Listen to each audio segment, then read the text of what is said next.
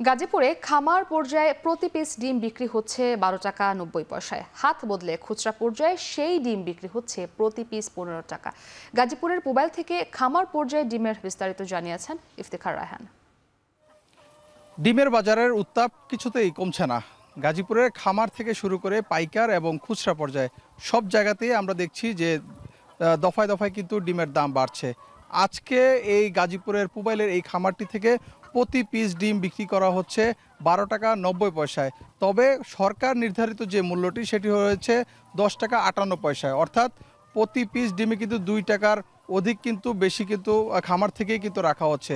এবং যেটি কিন্তু আমরা দেখছি যে কয়েক হাত বদলে, অর্থাৎ পাইকার এবং খুচরা পর্যায়ে গিয়ে কিন্তু এটি কিন্তু 15 টাকা করে প্রতি পিস ডিম বিক্রি করছে। খামারের যে মুরগিগুলো লালন পালন করেন এবং তাদের যে ওষুধ খরচ, খাবার খরচ এবং শ্রমিকদের মজুরি সব কিছু দিয়ে যে একটি ডিম উৎপাদন করতে যেই পরিমাণ আসলে খরচ হয়, সেই খরচটি কিন্তু তারা নির্ধারণ করে দেয় না। এবং এই খরচটি নির্ধারণ করে দেওয়া হয়, মূল্য তালিকা নির্ধারণ করে দেয় মূলত ঢাকার কারওয়ান বাজার থেকে একটি ডিম ব্যবসায়ীদের একটি সমিতি রয়েছে এবং গাজীপুরে একটি সমিতি রয়েছে, যেটি হচ্ছে মাওনা।